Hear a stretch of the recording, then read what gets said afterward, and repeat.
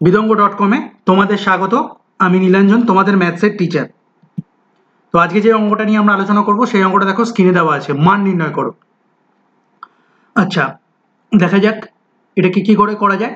দেখো, logarithm of 0.00000, পাঁচটা zero, তারপরে 1, আর বেস হচ্ছে 0.01।